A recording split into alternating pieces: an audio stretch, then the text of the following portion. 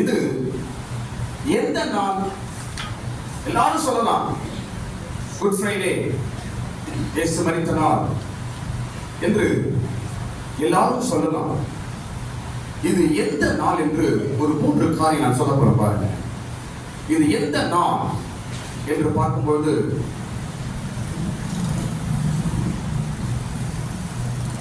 மனிதனுக்கு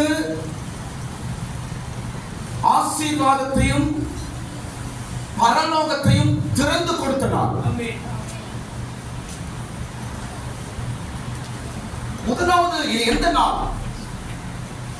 இயேசு மரித்தார், குட் ஃப்ரைடே, சிலுவையிலே மரித்தார். எல்லாம் உண்மைதான். ஆனால் முக்கியமாய் இன்றைக்கு என்ன நாள்? இது எந்த நாள்? முழு உலகத்தின் மனிதகுலத்திற்கு ஒரு முக்கியமான நாள். கரங்க தட்டுங்க. முக்கியமான நாள் இந்த நாளுங்க. ஹல்லேலூயா. மனிதனுக்கு பரலோகத்திலிருந்து ஆசீர்வாதம் வர வேண்டும் என்றால் இயேசு கிறிஸ்து மூலமாய், ஒருவர் மூலமாய் தான் ஆசீர்வாதம். வேற யாராலும் ஆசீர்வாதம் கிடையாது. ஸ்தோத்திரம். பரலோகத்திலிருந்து, பிதாவின் இடத்திலிருந்து வருகிற எல்லா நன்மையான ஈவும் வரங்களும் எங்கிருந்து வருகிறது? பரலோகத்தின் பிதாவின் இடத்தில் வருகிறது. ஸ்தோத்திரம். நல்லது நடக்கணும்னா, ஒரு ஆசீர்வாதம் நடக்கணும்னா, ஒரு நல்லது நடக்கணும்னா எங்கிருந்து வருகிறது? பரலோகத்தில் தான் வருகிறது. எப்படி வருகிறது? இயேசு கிறிஸ்துவின் மூலமாய் தான். அந்த மனுஷன் எப்படிப்பட்ட மனுஷனா இருக்கட்டும், அவன் கிறிஸ்துவனோ கிறிஸ்துவன் அல்லாதவனா இருந்தாலும் அவனுக்கு ஒரு நன்மை கடவுளிடத்திலிருந்து வர வேண்டும் என்றார். ஒருவேளை கடவுள் யார் அவனுக்கு தெரியாமல் இருக்கலாம், ஆனாலும் அவனுக்கும் மழையை அனுப்புகிறார் அல்லவா ஆண்டவர். அவனுக்கு ஒரு நல்லது கிடைக்கணும்னா பரத்திலிருந்து வந்து வர வேண்டும். ஸ்தோத்திரம். இந்த ஆசீர்வாதத்தின் வழியை திறந்த நாள் இன்றைக்கு. பரலோகத்திலிருந்து எல்லா மனிதனுக்கும் ஆசீர்வாதம் கிடைக்கும்படிக்கு வாசலை, வழியை திறந்த நாள் இன்றைக்கு. ஸ்தோத்திரம். எல்லா மனிதனும் பரலோக ராஜ்யத்திற்கு போகும்படிக்கு வாசலை திறந்த நாள் இந்த நாள். இன்னைக்கு தாங்க எல்லா மனுஷனும் பரலோகத்துக்கு போக முடியும் என்ற ஒரு வாசலை திறந்த நாள் இன்றைக்கு தான். அப்ப இயேசு மரித்த, இயேசுக்கு முன்னாடி செத்தவங்க எங்க போன? யாரும் பரலோகத்துக்கு போல. இயேசுக்கு முன்னாடி செத்தவர்கள், மரித்தவர்கள் யாரும் பரலோகத்துக்கு போக முடியாது. அவர்கள் எல்லாம் எங்க போயிருக்கிறாங்க? பாதாளம் என்ற பரதீசுக்கு தான் போனார்கள். இயேசு மரித்த பிற்பாடுதான் அவங்க எல்லாரும் பரலோகத்துக்கு போக முடிந்த ஒரு வழி திறக்கப்பட்டது. ஆமென். அதான் எபேசியர்ல படிக்கிறோம். அவர் மரித்த பிற்பாடு ஆவியிலே முதலாவது எங்க போனார்? அவரு பாதாளத்துக்கு போய் சிறைப்பட்டவர்களை சிறையாக்கி அவர்களை உன்னதத்துக்கு கொண்டு போனார் என்று எபேசியர்ல படிக்கிறோம். அப்ப இயேசுவோட முதல் வேலை என்ன பண்ணார் தெரியுமா? அவருக்கு முன்னாடி யார் யார் செத்து போனார்களோ, மரித்தார்களோ அவர்கள் எல்லாரையும் பரலோகத்துக்கு கொண்டு போனார். அதான் முதல் வேலை. இயேசு மரித்த இன்றைக்கு தான் எல்லா மனிதனும் பரலோகத்துக்கு போக முடியும் என்ற ஒரு வழியை திறந்த நாள் தான் இந்த நாள். கரங்க தட்டுங்க. அப்படி ஒரு நாள் இந்த நாள். ஆமென். குட் ஃப்ரைடே என்றால் என்ன? புனித வெள்ளி என்றால் என்ன? இயேசு மரித்தார், ஜீவனை கொடுத்தார், எல்லாம் கரெக்ட் தான். அதுல முக்கியமான வழி இன்னைக்கு நீயும் நானும் நாம் பரலோகத்துக்கு போகிறோம் என்ற ஒரு நம்பிக்கை எப்படி கிடைத்தது? இயேசுவின் மரணத்தின் மூலமாக தான். இல்லை என்றால் யாரும் பரலோகத்துக்கு போக முடியாது. ஸ்தோத்திரம். நான் சொல்றேன் பாருங்க, இயேசு என்றைக்கு மரித்தாரோ அன்றைக்கு தான் வானத்துக்கும் பூமிக்கும் ஒரு முழுமை உண்டானது. எல்லாம் கண்டிப்பா இருந்துச்சு. பரலோகம் இயேசு மரணத்துக்காக காத்துக் கொண்டிருந்தது, பூமி இயேசுவின் மரணத்துக்காக காத்துக் கொண்டிருந்தது, தீர்க்க தரிசனங்கள் இயேசுவின் மரணத்துக்காக காத்துக் கொண்டிருந்தது. அவர் மரித்து ரத்தம் சிந்தின பிற்பாடுதான் எல்லாவற்றுக்கும் ஒரு முழுமை, ஒரு உருவமே உண்டாயிற்று. அதற்கு ஸ்தோத்திரம். முதல் காரியம், இந்த நாள் என்பது மனிதனுக்கு ஆசீர்வாதத்தையும் பரலோகத்தையும் திறந்து கொடுத்த ஒரு நாள். அதனால்தான் இயேசு ஜீவனை விடும் பொழுது தேவாலயத்தின் திரைச்சீலை கீழிருந்து மேலிருந்து கீழ் வரைக்கும் இரண்டாய் கிழிந்தது. வழியை திறந்தார் என்று அர்த்தம். வழியை திறந்தார் என்று அர்த்தம். என்ன வழி? எல்லா மனிதனும் பரலோகத்துக்கு சொர்க்கத்துக்கு போக முடியும் என்ற ஒரு வழியை இயேசு சொன்னார். ஸ்தோத்திரம். என்னை அல்லாமல் ஒருவனும் பிதாவிடத்தில் வர முடியாதுன்னு சொன்னாங்க. பரலோகத்துக்கு வழியே அவன். சொர்க்கத்துக்கு போன எல்லாரும் சொல்லலாம், இது செய்த அது செய்த சொர்க்கத்துக்கு போயிடலாம் என்று. நோ, சொர்க்கம் என்ன தொடர்ந்து வச்சு வாவான் கூப்பிட்டு எல்லாரையும். சொர்க்கத்துக்கு போக வேண்டும் என்றால் அதற்கு ஒரு வழி உண்டு, அதற்கு ஒரு வாசல் உண்டு. அந்த வழியும் வாசலும் தான் இயேசு கிறிஸ்து. இந்த மரணத்தினால் அந்த வாசலை திறந்தார். தன் ஜீவனை கொடுத்து வாசலை திறந்தார்.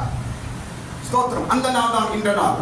இரண்டாவது, இந்த நாள் என்ன நாள் என்று பார்க்கும் பொழுது, முழு மனித குலத்திற்கும் பூமியிலே ரத்தம் சிந்தின நாள். முழு மனுஷனுக்கும் மனுஷனுக்காகவும் இந்த பூமியிலே, சொல்லுங்க, இந்த பூமியிலே ரத்தம் சிந்தின நாள். ஸ்தோத்திரம். ரத்தம் சிந்தப்பட்ட நாள். முழு மனித குலத்திற்காக இந்த பூமியின் மீது பரிசுத்த ரத்தம் சிந்தப்பட்ட நாள். ரத்தம் சிந்தப்படவில்லை என்றால் மனிதன் பாவத்திலும் அவன் சாபத்திலும் மனிதன் மனிதனாக தான் இருந்திருப்பான். அவனுக்கு ஒரு விமோச்சனம் இருந்திருக்காது. மனிதன் மாறக்கூடிய வழி கிடையாது. பாவி பாவியா இருந்திருப்பான், துன்மார்க்கன் துன்மார்க்கமா இருந்திருப்பான், அசுத்தம் அசுத்தமா தான் இருந்திருப்பான், துரோகி துரோகியா இருந்திருப்பான், மிருகம் போல இருக்கிறவன் மிருகம் போல தான் இருந்திருப்பான். மாறுவான் என்ற பேச்சுக்கு இடம் கிடையாது. இயேசு கிறிஸ்து மூலமாய் தான் எல்லா மனிதனும் மாறுகிறார்கள். இயேசு மரணத்தின் மூலமாய் தான் மனிதனுக்கு மாற்றம். இன்னைக்கு மாறுவான் என்ற ஒரு நம்பிக்கை எப்படி வந்துச்சு? நம்ம சொல்றோம் அவர் மாறுவாருங்க, நம்ம சொல்றோம் அந்த சிஸ்டர் மாறுவாங்க, அந்த தம்பி மாறுவாருன்னு நம்ம சொல்றோம். ஆனா உலக மனுஷனுக்கு அந்த நம்பிக்கை இல்ல. ஸ்தோத்திரம். அவன் மாற மாட்டாங்க அப்படின்னு நம்ம உலக மனுஷன் சொல்றான். நம்ம அப்படி இல்ல. இயேசு கிறிஸ்துவின் மூலமா எந்த மனிதனும் மாறுவான். ஏனென்றால் ரத்தம் சிந்திருக்கிறார்.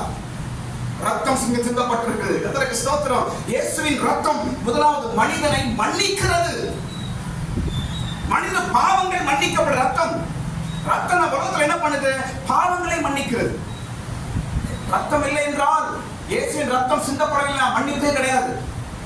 ஸ்தோத்திரம். மன்னிப்பு என்ற பேச்சுக்கே கிடையாது. பழைய ஏற்பாட்டின் காலத்தோட மன்னிப்பு கிடையாது. பாவங்கள் மூடப்பட்டது. ஆட்டின் ரத்தம், புறாவின் ரத்தம், காளையின் ரத்தம் என்ன செய்தது? மன்னிக்கவில்லை. பாவங்களை மூடி மூடி வச்சது, அவ்வளவுதான். முழு மன்னிப்பு எப்படி கிடைத்தது? இயேசுவின் மரணத்தின் மூலமாயிட்டான். பாவங்களே என்னிடத்தில் இல்லை என்று ஒரு மனிதன் எப்போது சொல்லுகிறான்? இயேசுவின் மரணத்தில் பிற்பாடுதான் சொல்லுகிறான். அவன் பாவம் இல்லை என்னிடத்தில், என் பாவங்களை மன்னித்தார், என் பாவங்களை சமுத்திரத்தின் ஆழத்திலே போட்டார் என்று மனுஷன் தைரியமா சொல்ல முடியும்? இயேசுவின் மரணத்தின் மூலமாயிட்டான். ஸ்தோத்திரம். ரத்தம் சிந்தப்பட்டது. முதலாவது இயேசுவின் ரத்தம் பாவங்களை மன்னிக்கிறது. இரண்டாவது இயேசுவின் ரத்தம் நம்ம என்ன செய்யறதுன்னா அவருடைய சிங்காசனத்தில் உட்கார வைக்கிறோம். ஆமென். இயேசுவின் ரத்தம் என்ன செய்யுது? நம்மை அவருடைய சிங்காசனத்தில் உட்கார வைக்கிறது. பாவியான மனுஷன், தாய் கர்ப்பத்துல மாம்சமாய் பிறந்த மனுஷன் எப்படிங்க கடவுளுடைய சிங்காசனத்துல உட்கார முடியும்? அந்த தகுதி எப்படிங்க வந்துச்சு அவனுக்கு? கடவுள்கிட்ட நெருங்க முடியாத மனுஷன். ஆமென். சீனாய் மலை மீது தேவன் இறங்கினார். பாருங்க, தேவன் இறங்கினார். மனுஷங்க அவங்க கிட்ட போறாங்க. என்ன செய்ய முடியல அவங்களால? மலை கிட்ட போக முடியல. ஏனென்றால் கடவுள் பரிசுத்தர், கடவுள் அக்கினி.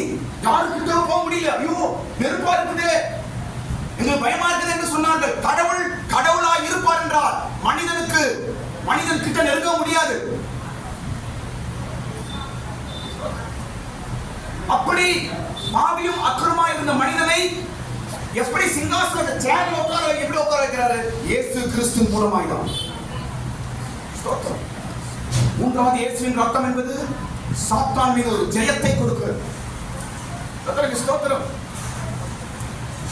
இயேசுவின் ரத்தம் சாத்தானின் வல்லமை மீது ஒரு ஜெயத்தை, அவனை மேற்கொள்ளக்கூடிய ஒரு ஜெயத்தை கொடுக்கிறது. மூன்றாவது விஷயம் சொல்ற பாருங்க. இந்த நாள் எந்த நாள்? முதல் நாள் இந்த நாள் ஆசீர்வாதத்தின் பரலோகத்தின் திறந்த நாள். இரண்டாவது இந்த நாள் மனித குலத்திற்காக இந்த பூமியின் மீது ரத்தம் சிந்தப்பட்ட நாள். மூன்றாவது இந்த நாள் என்பது மனிதனை தேவனுடைய பிள்ளையாய் ஆக்கின நாள் இந்த நாள். மனிதனை என்னவா மாற்றார் கடவுளாக? தேவனுடைய பிள்ளையாய் மாற்றுகிற நாள் இந்த நாள். பழைய ஏற்பாட்டின் காலத்தை என்ன கவனிங்க.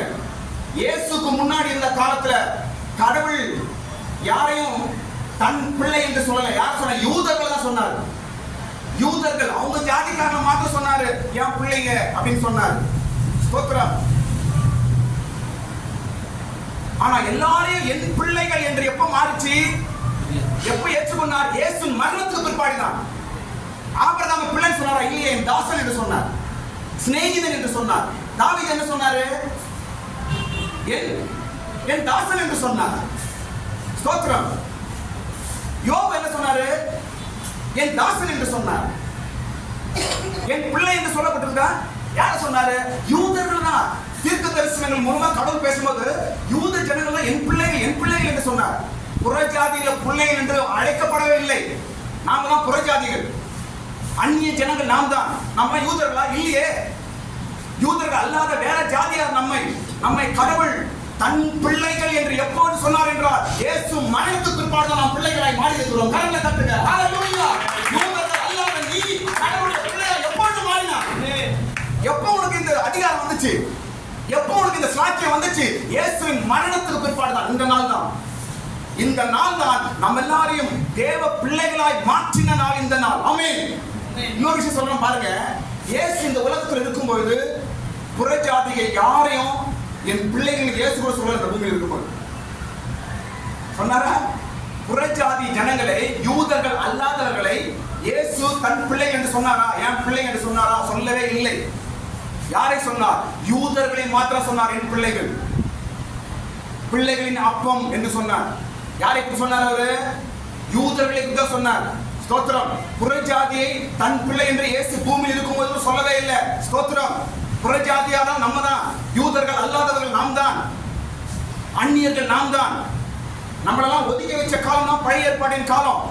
ஆனால் இன்றைக்கு நாங்களும் இயேசுவின் பிள்ளைகள் தான், நாங்களும் இயேசுவின் சந்ததிகள் தான் என்று நெஞ்சு மேல தைரியமா எப்படி சொல்லுகிறோம்? இந்த நாள் இயேசுவின் மரணத்துக்கு பிற்பாடுதான். ஸ்தோத்திரம். அவர் நாமத்தின் மீது விசுவாசம் வைக்கிற யாவருக்கும் அவருடைய பிள்ளைகள் ஆகும்படிக்கு அதிகாரம் கொடுக்கிறார். ஸ்தோத்திரம். அந்த அதிகாரம் எப்ப? இன்னைக்கு தான் கிடைக்குது. ஸ்தோத்திரம். ஏசப்பா புள்ள நானே அப்படின்னு நெஞ்ச தொட்டு சொல்றேன். எப்படி? காரணம் என்ன? எப்படி? நான் ஏசப்பா புள்ள, நான் எங்க அப்பா, நான் ஒரு குமாரன், அவர் மகள் என்று எப்படி தைரியமா சொல்றீங்க நீங்க? அந்த அதிகாரம் எப்படி கிடைச்சது? இன்னைக்கு தான் அந்த அதிகாரம் புறப்பட்டது. இயேசுவின் மரணத்தின் மூலமா, இயேசுவின் ரத்தத்தின் மூலமாய் தான் நாம் அவருடைய பிள்ளைகளாய் மாறுகிறோம். ஸ்தோத்திரம். அந்த நாள் தான் இந்த நாள். கர்த்தருக்கு ஸ்தோத்திரம். சரி, அடுத்த பகுதி நான் போறேன், முடிச்சிடலாம். அடுத்தது இன்னொரு 4 விஷயம் நான் சொல்ல போறேன். என்ன விஷயம் என்றால், இயேசுவின் மரணம் சொல்லும் 4 காரியங்கள். இயேசுவின் மரணம் சொல்லும் 4 காரியங்கள் என்ன என்பதை குறித்து நான் சொல்லி நான் முடிக்கிறேன். அதாவது தெரிஞ்ச விஷயம் தான். ஸ்தோத்திரம். இயேசுவின் மரணம் பல காரியங்கள் நமக்கு கற்றுத்தருகிறது. ஸ்தோத்திரம். முதல் காரியம் என்ன? இயேசுவின் மரணம் நமக்கு சொல்லிக் கொடுக்கும் முதல் காரியம் என்ன என்றால், இயேசு ஒரு ஆட்டுக்குட்டியாய் மரித்தார். எப்படி மரித்தார்? ஒரு ஆட்டுக்குட்டியாய் அவர் மரித்தார். ஸ்தோத்திரம். இதோ உலகத்தின் பாவத்தை சுமந்து தீர்க்கிற தேவ ஆட்டுக்குட்டி என்று இயேசுவுக்கு பெயர். ஸ்தோத்திரம். முதலாவது இயேசு எப்படி மரிக்கிறாங்க? ஆட்டுக்குட்டியாய் மரிக்கிறார். ஆட்டுக்குட்டியாய் மரிக்கிறார். ஏன் ஆட்டுக்குட்டியாய்? ஏன் ஆட்டுக்குட்டி என்றால் மனிதனுக்காக பலியாய் மரிக்கிறார். பலி. ஸ்தோத்திரம். இயேசுக்கு முன்னாடி இருக்கிற காலத்துல பாருங்க, ஆபிரகாம், ஈசாக்கு, யாக்கோபு, தாவீது, இயேசு வாழ காலம் வரைக்கும் பலி செலுத்தப்பட்டது. எல்லாரும் பலி செலுத்துறாங்க. ஏன்? இயேசு பிறக்கும் போது கூட அப்பா அம்மா பலி செலுத்துறாங்க, புறா பலி செலுத்துறாங்க. அந்த பலி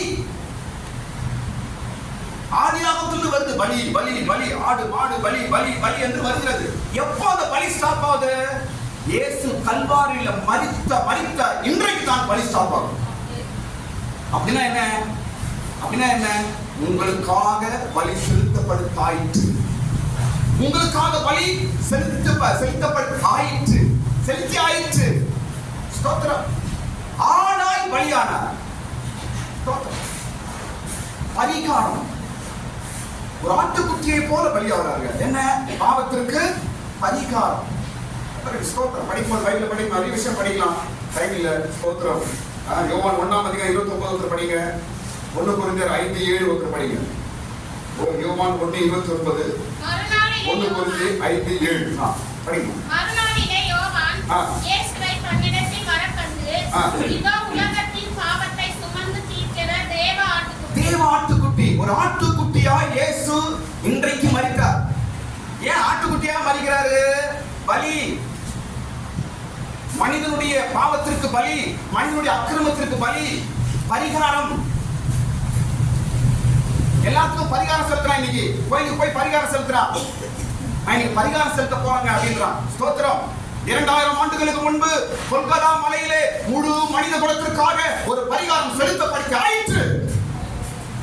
இனி உனக்கு பலி தேவையில்லை, இனி உனக்கு பரிகாரம் தேவையில்லை. இன்றைக்கு இயேசு ஒரு ஆட்டுக்குட்டியாய் பலி மரித்தார். ஸ்தோத்திரம்.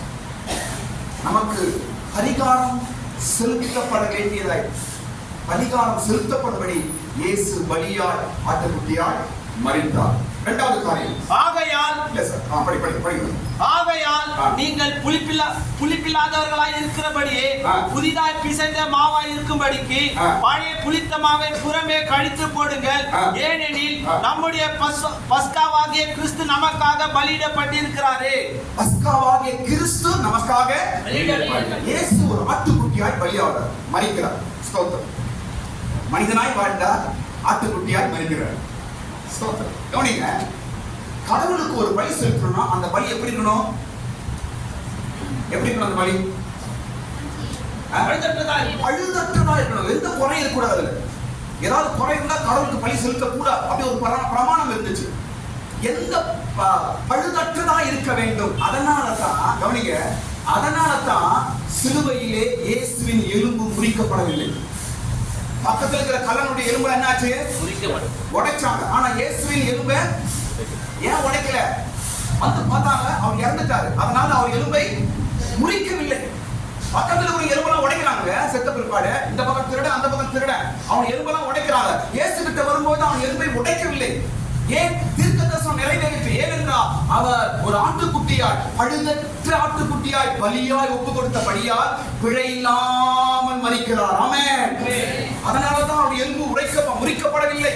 அதனாலதான் அவர் எலும்பு உடைக்கப்படவில்லை. முழுசா பழுதில்லாமல் குறையில்லாமல் கடவுளிடத்தில் போய் சேருகிறார். ஆமென். ஸ்தோத்திரம். ஒரு ஆட்டுக்குட்டியாய் பலியாய் இன்றைக்கு இயேசு மரித்தார். பரிகாரம் செலுத்தும்படிக்கு, நம்முடைய பாவங்கள் நம்மை விடுதலையாக்கும்படிக்கு, நம்முடைய பாவங்கள் எல்லாவற்றையும் அதிகாரம் செலுத்தி உன்னை முற்றிலுமாய் வெளியே கொண்டு வரும்படிக்கு ஒரு ஆட்டுக்குட்டி இன்றைக்கு மரித்தது. ஒரு ஆட்டுக்குட்டி உனக்கு பலியாய் செலுத்தப்பட்டது. ஸ்தோத்திரம். இரண்டாவது காரியம் சொல்ல பாருங்க. முதலாவது இயேசு ஆட்டுக்குட்டியாய் மரித்தார். இரண்டாவது இயேசு ராஜாவாய் மரித்தார். என்னவாய் மரிக்கிறாரு? ராஜாவாய் மரிக்கிறார். மனிதனாய் வாழ்ந்தார், ராஜாவாய் மரித்தார், தேவனாய் உயிர்த்தெழுந்தார். ராஜாவாய் மரிக்கிறாருங்க. ஸ்தோத்திரம். ஒரு மனுஷன் போல யூதேயா தேசம் முழுதும், எருசலேம் பட்டணம் முழுதும் ஒரு சாதாரண மனுஷனை போல சுத்தி சுத்தி சுத்தி ஊழியம் பண்ணார். ஆனால் மரிக்கும் பொழுது ராஜாவாய் மரிக்கிறார். சாகும் பொழுது ராஜாவாய் சாகிறார். ஸ்தோத்திரம். அவரை சிலுவையிலே அறையும் பொழுது அவர் மேல ஒரு போர்டு வைக்கிறாங்க. என்ன இருந்துச்சு அந்த போர்டுல? யூதர்களின் ராஜா என்று எழுதப்பட்டது. இயேசு பார்த்து பிலாத்து கேட்கிறார், நீ யூதர்களின் ராஜாவா என்று கேட்டார். அதற்கு அவர் என்ன சொல்றார்? நீ சொல்லும்படி நான் ராஜாதான். ஸ்தோத்திரம்.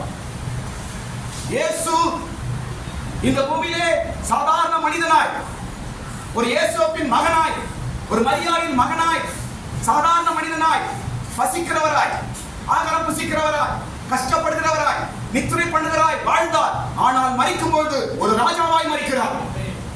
ஸ்தோத்திரம். ஏன் ராஜாவாய் மரிக்கிறார்? ஏன் அவர் யூதரின் ராஜா என்று அவரை சிலுவையில் அறைகிறார்கள்? ஏன் என்றால் ராஜாவின் பிள்ளைகள் ராஜாவாய் மாறும்படி, உன்னை என்னை ராஜாவாய் மாற்றும்படிக்காக தான். ஆமென். ஸ்தோத்திரம். வெளிப்படுத்தல் 1 அதிகாரம் 6 வசனத்தை படிக்கும் பொழுது நம்மை ராஜாக்களும் ஆசாரியர்களும் ஆக்கி இருக்கிறார் என்று படிக்கிறோம். வெளிப்படுத்தல் 1 அதிகாரம் 6 வசனம் சீக்கிரம் படிக்கிறோம். நம்மிடத்திலே அன்பு கூர்ந்து தமது இரத்தத்தினாலே நம்முடைய பாவங்களை நம்மை கழுவி தம்முடைய பிதாவாகிய தேவனுக்கு முன்பாக நம்மை ராஜாக்களும் ஆசாரியர்களும் ஆக்கின அவரை ராஜாக்களாய் மாற்றியிருக்கிறார். யார் புள்ள ராஜாவா மாறுவான்? சொல்லுங்க, யார் பிள்ளைங்க ராஜாவா மாற முடியும்? ராஜாவோட பிள்ளைகள் தான் ராஜாவாய் மாற முடியும். ஸ்தோத்திரம். இன்னைக்கு நம்ம எல்லாம் ராஜாவாய் மாறி இருக்க காரணம் இயேசு ராஜாதி ராஜாவாய் கொல்கத்தா சிலுவையிலே மரித்தார். ராஜாவாய் மரித்தார். அதனால் நம்ம எல்லாரும் ராஜாக்களாய் மாற்றி இருக்கிறார்.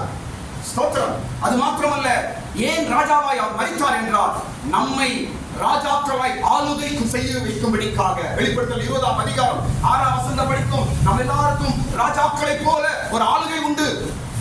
நம்ம எல்லாம் ராஜாக்களாய் ஆளுகை செய்ய போகிறோம். ஸ்தோத்திரம். ரூல் பண்ண போறோம்.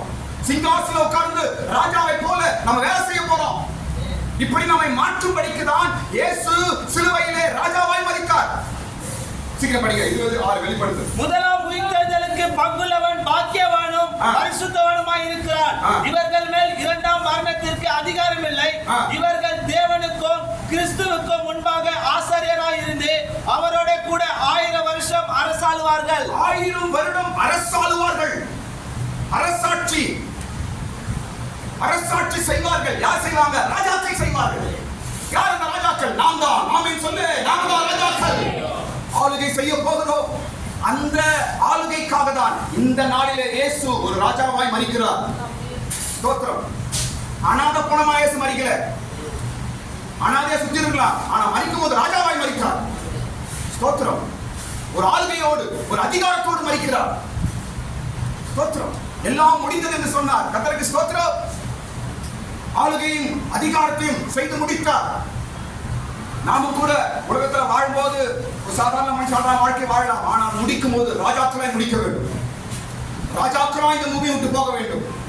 எல்லாம் முடிந்தது என்று ஒரு ஆளுகையோடு ஒரு யுத்தத்தை செய்து முடித்தவர்களாய் ராஜாக்களாய் இந்த உலகத்துக்கு போக வேண்டும். அல்லேலூயா. யூதரின் ராஜாவே என்று எல்லாரும் சொல்றாங்க. போர்ச்சாளர்கள் அவர் கையில கோலை கொடுத்து யூதரின் ராஜாவே என்று சொல்லுகிறார்கள். அவருக்கு வாழ்க என்று சொன்னார்கள். அப்புறம் அவரை தொழுது கொண்டார்கள். இதெல்லாம் நடக்குது. ஒரு ராஜாவுக்கு எப்படி செய்யணும் அதெல்லாம் செய்யறாங்க. மரியாதையோடு செய்யறாங்க. ஆனாலும் இதெல்லாம் ஒரு ராஜாவுக்கு செய்யற போல செய்யறாங்க. கர்த்தருக்கு ஸ்தோத்திரம். பிலாத்தும் கூட இயேசுவை அழைத்துக் கொண்டு வரும்பொழுது அவருக்கு முன்முடி தரித்து சிவப்பங்கியை தரித்து வெளியே கொண்டு வந்து நிறுத்துறான். ராஜாவாய் நிறுத்துகிறான். ஆமென். முன்முடி தரித்தவராய் சிவப்பங்கியை தரித்தவராய் வந்து நின்றார். எப்படி நிற்கிறாரு? ராஜா போல நிற்கிறார். ஸ்தோத்திரம். பிலாத்தா ராஜாவா தான் பார்க்கறான்.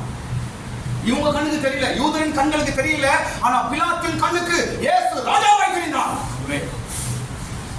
மேல இவர் யூதருக்கு ராஜா என்று போர்டு வச்சத யூத ஆசாரிகள் வந்து கேட்கிறாங்க பிலாத்து கிட்ட, அப்படி எழுதாதீங்க, நான் யூதருக்கு ராஜா என்று அவன் சொன்னது போல எழுது அப்படின்றான். யார் கேட்கறது? இது யார் கேட்கறது? ஆசாரியர்கள் கேட்கிறாங்க பிலாத்து கிட்ட வந்து. அதுக்கு பிலாத்து ஒரே வார்த்தை சொன்னா, நான் எழுதுதான் நான் போறாங்க. அப்படின்னா என்ன அர்த்தம்? அவர் ராஜா ராஜா தான், கையை கட்ட அவர் ராஜா ராஜா தான் என்று பிலாத்து சொன்னான். ஸ்தோத்திரம். மனிதனாய் வாழ்ந்தார், ராஜாவாய் மரித்தார். இன்றைக்கு நம்முடைய ராஜா மரித்தனார், எங்களை ராஜாக்களாய் மாற்றி இருக்கிறார். அல்லேலூயா. மூன்றாவது, இயேசு ஒரு அடிமையாய் மரித்தார். முதல் காரியம், அவர் ஒரு ஆட்டுக்குட்டியாய் மரித்தார். இரண்டாவது, அவர் ஒரு ராஜாவாய் மரித்தார். மூன்றாவது, அவர் எப்படி மரிக்கிறாருங்க? ஒரு அடிமையாய் மரிக்கிறார். அடிமையாய் இருந்ததுனாலதான் அவர் மேல தூக்கி சிலுவையை வைக்கிறாங்க. அடிமையா இருந்தாலும் எல்லாம் கண்ணத்துல அடைகிறாங்க. வேலைக்காரிகள் கொஞ்சம் கண்ணத்துல அடிச்சாங்க. வேலைக்காரி வேலைக்காரன் வந்து அடிக்கிறான் அவர். காரி துப்புகிறாரு, கொம்புல தலையில அடிக்கிறாங்க. 8 கிலோ வச்சிருப்பாங்க. பேஷன் ஆஃப் கிரைஸ்ட் பாருங்க. நான் எல்லாருக்கும் சொல்றது அதான். பேஷன் ஆஃப் கிரைஸ்ட் எல்லா கிறிஸ்தவரும் பார்க்கணும். அதுல தெரியும் இயேசு எப்படி அவர் கஷ்டப்பட்டார்.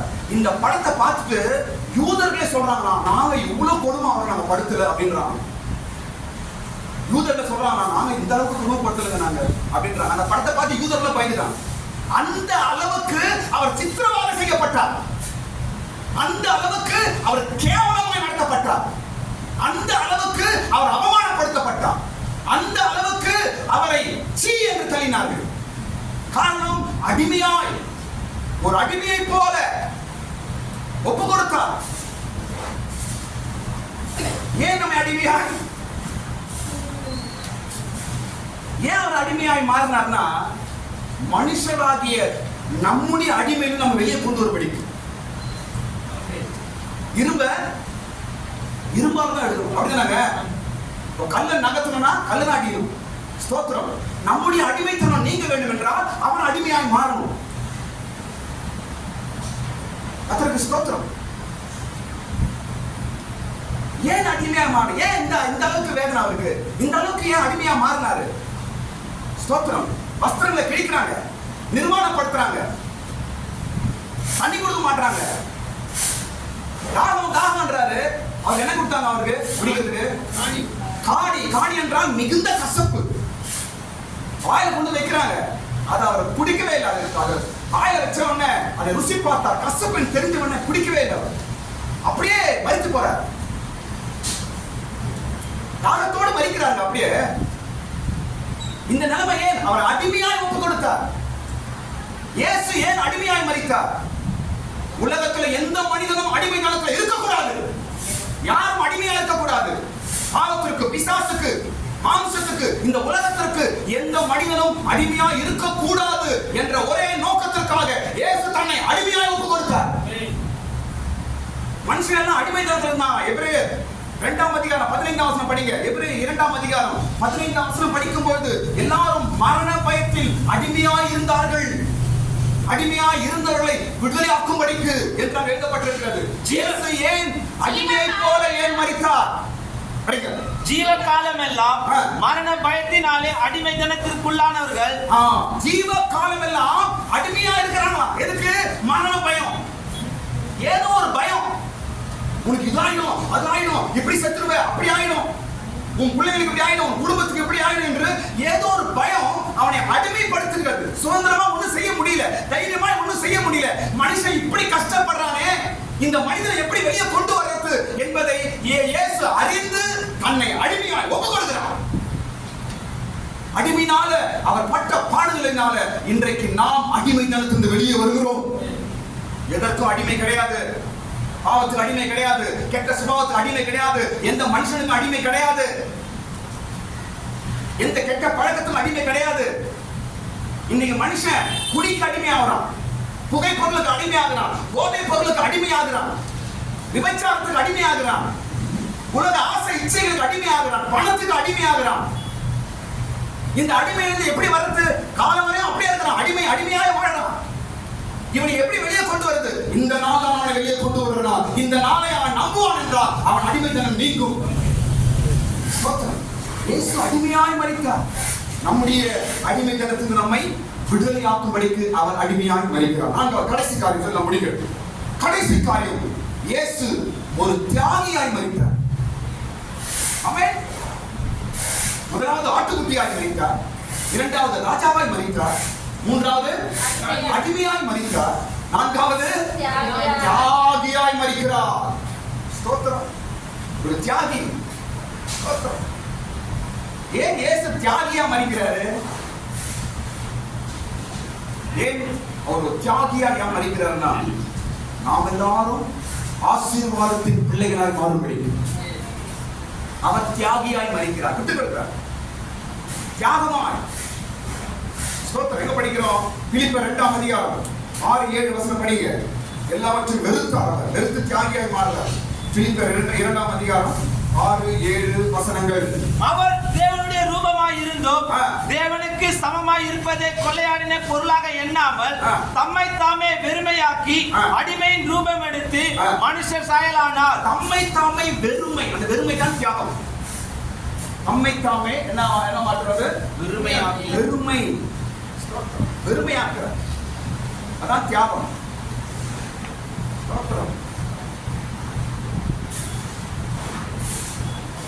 தியாகமாய் வாழுகிறார். பரலோகத்தை வெறுக்கிறார், தேவகுமாரன் என்ற ஸ்தானத்தை வெறுக்கிறார், சிங்காசனத்தை வெறுக்கிறார். இந்த பூமியில வந்தா கூட கடவுள் என்று அவரை சொல்ற அந்த ஸ்தானத்தை அவர் வெறுக்கிறார். ஸ்தோத்திரம். உயர்ந்த குடும்பத்துல பிறப்பதை வெறுக்கிறார், உயர்ந்த ஜாதியில பிறப்பதை வெறுக்கிறார். இயேசு நல்ல ஒரு என்ன சொல்றது, நல்ல ஒரு குடும்பத்தில் பிறப்பதை வெறுக்கிறார். அவர் மோசமான ஒரு ஜெனரேஷன் தான் பிறக்கிறார் இயேசு. எதையுமே அவரை குறித்து பெருமையா பேசுறதுக்கு அவர்கிட்ட உண்மையா கிடையாது. கண்டிப்பாங்க எல்லாமே டேமேஜ் தான் வருது. அவங்க அப்பா அம்மா டேமேஜ், அவங்க ஜெனரேஷன் டேமேஜ், அதுக்கப்புறம் எல்லாமே டேமேஜ் தான். ஸ்தோத்திரம். எதுக்கு இதெல்லாம்? தியாகம். சாதாரண ஒரு மனிதனாய் மிகவும் கீழ லோ ஸ்டேட்டஸை அவர் தெரிந்து கொள்கிறார். ஸ்தோத்திரம். மிகவும் கீழே ஒரு தியாகியாய் மறிக்கிறார். ஸ்தோத்திரம். எல்லாவற்றையும் இருக்கிறார். தியாகமான வாழ்க்கை எது எனக்கு வேணாம். ஸ்தோத்திரம். தலை சாய்க்க இடம் இல்லைன்னு சொன்னார். அப்படிதானங்க? தலை சாய்க்க இடமில்லை. எல்லாம் அவர் அதிகாரத்தை எல்லாமே கிடைக்கும், ஆனால் ஒன்றும் ஏற்றுக்கொள்ளவில்லை. தியாகம் எனக்கு வேண்டாம், எனக்கு வேண்டாம். ஸ்தோத்திரம். எனக்கு ஒன்றும் வேண்டாம். ஒரு தியாக வாழ்க்கை வாழ்ந்தார் இயேசு. காரணம், நாம் சுதந்திரவாளிகளாய் மாற வேண்டும் என்பதற்காக. என் பிள்ளைங்க ஆசீர்வாதத்தின் சுதந்திரமாய் மாற வேண்டும். எங்க கலாத்தியர் 3ஆம் அதிகாரம் 16ஆம் வசனம் படிக்கும் பொழுது, ஸ்தோத்திரம், கலாத்தியர் 3ஆம் அதிகாரம் 16ஆம் வசனம் படிக்கும் பொழுது ஆபிரகாமின் ஆசீர்வாதங்கள் நமக்கு கிடைக்க காரணம் என்ன? இயேசுதான். ஆபிரகாம் கொடுக்கப்பட்ட வாக்குத்தத்தம், அந்த ஆசீர்வாதம் நாம் பெற்றுக்கொள்ளும்படிக்கு இயேசு தியாகியாய் மாறுகிறார். யார் மூலமா அந்த ஆசீர்வாதத்தை பெறுறோம்? இயேசு மூலமாய் தான். ஆபிரகாம் கொடுக்கப்பட்ட ஆசீர்வாதம் எப்படி உனக்கு கிடைக்கும்? நீ அந்த சந்ததியா? நீ யூதனா? நீ எபிரேயனா? ஆபிரகாம் குடும்பத்தாரா நீ? இல்ல. ஸ்தோத்திரம். ஆனால் நமக்கு எப்படி வருகிறது? இயேசு. படிங்க. ஆபிரகாமுக்கும் அவனுடைய சந்ததிக்கும் வாக்குத்தத்தங்கள் பண்ணப்பட்டன. சந்ததிகளுக்கு என்று அநேகரை குறித்து சொல்லாமல் உன் சந்ததிக்கு என்று ஒருவனை குறித்து சொல்லி இருக்கிறார். அந்த சந்ததி கிறிஸ்துவே. அந்த சந்ததி கிறிஸ்துவே. எந்த சந்ததி? யாருக்கு சந்ததி? கிறிஸ்து தான் அந்த சந்ததி. ஸ்தோத்திரம். கிறிஸ்துக்குள் நாம் ஆசீர்வதிக்கப்பட்டவர்களா? கிறிஸ்துக்குள் நாம் ஆசீர்வாதத்தை சுதந்திரிக்கிறவர்களா? ஆபிரகாம் சொல்லப்பட்ட ஆசீர்வாதம் நமக்கு கிடைக்கிறது. அப்படியே நம்ம கேட்டு வாங்குறோம். ஏன்னா எப்படி வருதுங்க? இயேசு தியாகியாய் மரித்தார். ஸ்தோத்திரம். எல்லாவற்றையும் விட்டார், வெறுத்தார். ஒரு தியாகமான வாழ்க்கையை அவர் மரித்ததுனால ஸ்தோத்திரம் நாம் ஆசீர்வாதத்தின் சுதந்திரவாளிகளாய் நாம் மாறுகிறோம். இதோ நான் முடிக்கிறேன். கர்த்தருக்கு ஸ்தோத்திரம். இன்றைக்கு இயேசுவின் மரணத்தினால், அவர் மரணம் பல காரியங்களை நமக்கு சொல்லித் தருகிறது. அவருடைய மரணம் நமக்கு பல பாடங்களை கற்றுத் தருகிறது, பல சத்தியங்களை போதிக்கிறது. ஸ்தோத்திரம். முதலாவது, ஒரு ஆட்டுக்குட்டியை போல மரிக்கிறார், பலியாய் மரிக்கிறார், பரிகாரியாய் மரிக்கிறார். ஸ்தோத்திரம். இரண்டாவது, ஒரு ராஜாவாய் மரிக்கிறார், நம்மை ராஜாக்களாய் மாற்றும்படிக்கு. மூன்றாவது, ஒரு அடிமையாய் மரிக்கிறார், நம்முடைய அடிமைத்தனத்தில் நம்மை விடுதலையாக்கும்படிக்கு. நான்காவது, ஒரு தியாகியாய் மரிக்கிறார். ஸ்தோத்திரம். எல்லாவற்றையும் தெரிவித்து ஒரு தியாகியாய் மரிக்கிறார். காரணம், நாம் சுதந்திரவாளிகளாய் மாறுபடிக்காக. ஸ்தோத்திரம். இந்த நாள் நமக்கு ஒரு விசேஷமான நாள் தாங்க. இந்த நாள் நமக்கு ஒரு மேன்மையான நாள். நமக்கு மாத்திரமல்ல, முழு மனித குலத்திற்கும் ஒரு முக்கியமான நாள் இந்த நாள். ஸ்தோத்திரம். இந்த நாள் தான் மனித குலத்தையும் கடவுளையும் சேர்க்கிற ஒரு நாள், பூமியையும் பரலோகத்தையும் சேர்க்கிற ஒரு நாள். மனிதன் கடவுளிடத்துல வரலாம் என்ற ஒரு அதிகாரத்தை கொடுத்த ஒரு நாள். ஸ்தோத்திரம். மனிதன் மனிதனாய் இல்லாதபடிக்கு மனிதன் கடவுளாய் மாறுகிற, கடவுளிடத்தில் சேருகிற ஒரு நாளாய் அறிவிக்கப்பட்ட ஒரு நாள் இந்த நாள் தான். ஸ்தோத்திரம். தெய்வமாய் இன்றைக்கு கடவுளுடைய சமூகத்தில் வந்திருக்கிறோம். ஸ்தோத்திரம். கடவுளும் மனுஷனும் சேர்ந்து இருக்க முடியாது. ஆனால் இன்றைக்கு கடவுளும் மனிதனும் சேர்ந்து இருக்கிற இந்த சாக்கியம் இயேசு கிறிஸ்துவின் மரணத்தின் மூலமா இந்த இடத்துல கடவுள் இருக்கிறாங்க, நாமும் கடவுளும் சேர்ந்து இருக்கிறோம். ஆமென். இந்த சாக்கியம் எப்படி கிடைச்சது? இயேசுவின் மரணத்தினால் கிடைத்தது. இல்லையென்றால் கடவுளா இருப்பார், நம்மளா தான் இருக்கணும், அவர்கிட்ட போக முடியாது. ஸ்தோத்திரம். ஆனால் இன்றைக்கு கடவுளுக்கு தைரியமாய் வருகிறோம், அவரிடத்துல பாடுகிறோம், துதிக்கிறோம், உயர்த்துகிறோம், அவருடைய பிரசன்னத்தை அனுபவிக்கிறோம், அவருடைய வார்த்தையை கேட்கிறோம், அவருடைய மகிமையை உணர்கிறோம். இதெல்லாம் நமக்கு எப்படி கிடைக்கிறது? இயேசுவின் மரணம், இயேசுவின் தியாகம், இயேசுவின் பலி, இயேசுவின் ரத்தம், இவைகளால் நமக்கு இந்த சாட்சியத்தை கொடுத்த நல்ல நம்முடைய ஆண்டவருக்கு காரணங்களை வைத்தெல்லாம் ஸ்தோத்திரம் பண்ணுவோம். மாலை ஸ்தோத்திரம் ஆண்டவரே, துதிக்கிறோம். ஹalleluya. ஸ்தோத்திரம் ஆண்டவரே, பெரியவர் நீங்கப்பா. ஸ்தோத்திரம். ஹalleluya. ஸ்தோத்திரம். உம்மை துதிக்கிறோம் ஆண்டவரே, ஸ்தோத்திரம். எந்தனுக்காய்